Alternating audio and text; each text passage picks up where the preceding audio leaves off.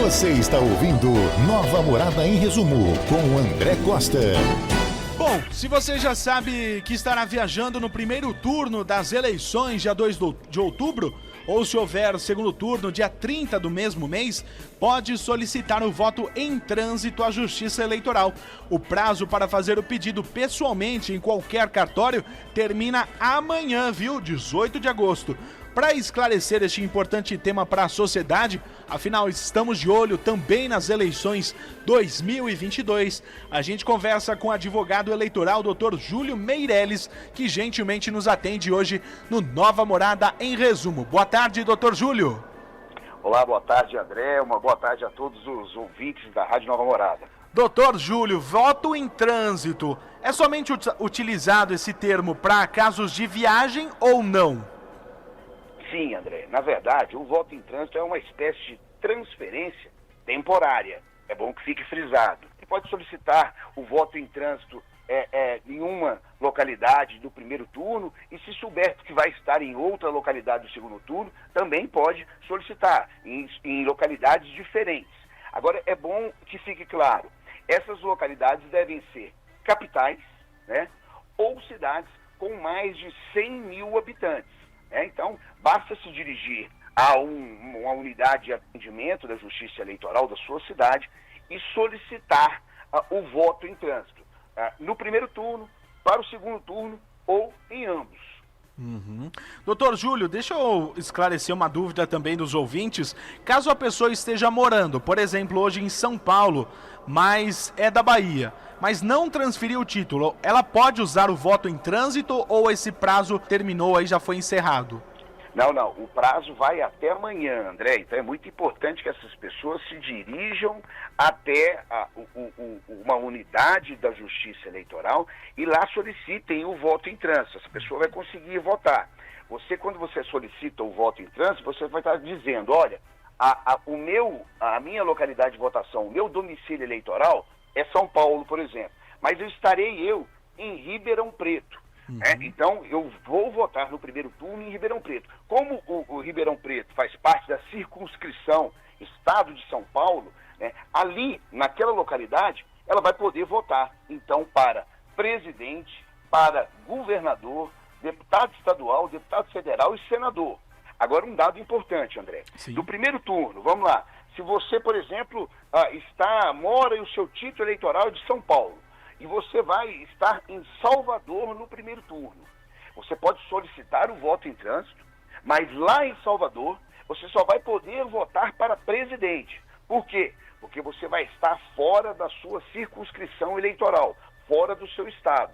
Doutor, amanhã também termina o prazo para eleitores que possuem alguma deficiência ou mobilidade reduzida para solicitar a transferência para uma sessão adaptada? É verdade, e é muito importante para que fiquem atentos nesses prazos, os eleitores.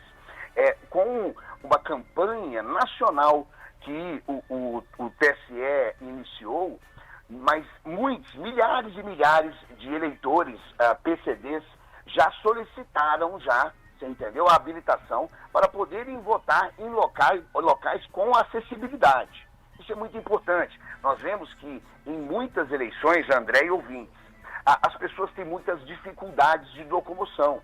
Não só as que têm as PCDs, as pessoas com deficiência, mas também a população em geral. Então é muito importante que se dê a possibilidade para que essas pessoas consigam exercer o seu sagrado, o seu direito e o seu dever cívico. Então, com relação aos PCDs, as pessoas com deficiência, o TSE está mobilizando já em campanha, já há um bom tempo, que se encerra amanhã, para que se habilite e aí sim teremos várias sessões com acessibilidade. O TSE também e TRS de todos os estados, inclusive São Paulo, está também fornecendo e possibilitando o traslado dessas pessoas em veículos adaptados para que eles possam fazer a exercer seu direito de votação da melhor forma possível. Sim. Doutor Júlio está conversando conosco, Júlio Meirelles, advogado eleitoral, esclarecendo aí sobre a questão voto em trânsito e também explicando, né, que o prazo para os eleitores que possuem deficiência ou mobilidade reduzida, a transferência termina amanhã. Doutor Júlio, no caso da transferência, né, para os eleitores que possuem alguma deficiência ou mobilidade reduzida, esse pedido, ele é feito só pessoalmente ou pela internet também?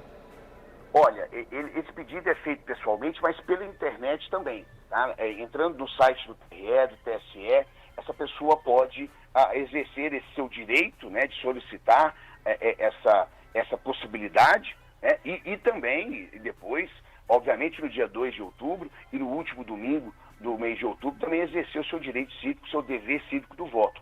Com relação, André, e é importante a gente frisar e ressaltar aos ouvintes da Nova Morada, com relação à transferência do domicílio, melhor dizendo, o voto em trânsito, né, a habilitação, vou repetir, porque acabei de até usar uma expressão equivocada, não é uma transferência, embora seja temporária, né, mas a solicitação de habilitação para o voto em trânsito, é importante esclarecer que é possível, por exemplo, aquele que tem já o seu título eleitoral no exterior, né, possa fazer essa solicitação e informar que vai estar, ao invés de estar no exterior, na sua residência, onde é o seu domicílio, né, na França, nos Estados Unidos, solicitar através do TSE o seu voto em trânsito aqui no Brasil. Mas é importante também esclarecer, André, a você e a todos os ouvintes, que o contrário não pode ser feito. Esse pedido de habilitação, né, de voto em trânsito não pode ser feito se você vai estar no exterior. Se você no dia 2 de outubro ou no dia 30 de outubro fala, eu vou estar nos Estados Unidos, então eu quero habilitar-me para exercer o meu voto em trânsito lá nos Estados Unidos, isso não é possível, infelizmente. Tá certo.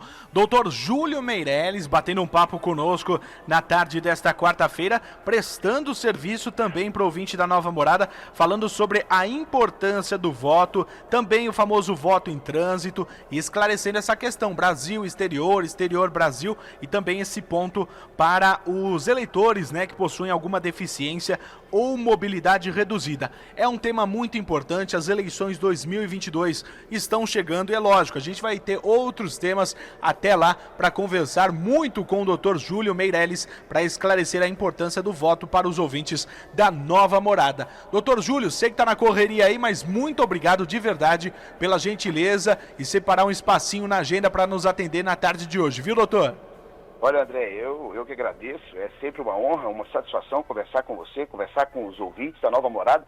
Estarei sempre à disposição. Já iniciamos esse período eleitoral, né? Um período de muita correria e é um período também de muita responsabilidade. Né? Então, é muito importante estarmos sempre conversando, batendo papo com os nossos ouvintes da Nova Morada, para deixá-los alertas, para deixá-los cientes, né, da importância do voto, da importância de se praticar a política, a boa política, né, e da importância também de se examinar bem e votar com responsabilidade, examinar seus candidatos. Há possibilidade para isso. Hoje a rede mundial de computadores, a internet, nos dá essa possibilidade para saber aí o que o seu candidato já fez pela sua cidade, o que o seu candidato já fez pela sua sociedade, pela sua comunidade, para exercer bem esse direito do voto. Um direito que nós conquistamos às duras penas, né? E por isso agora temos que exercê-lo com sabedoria e com confiança.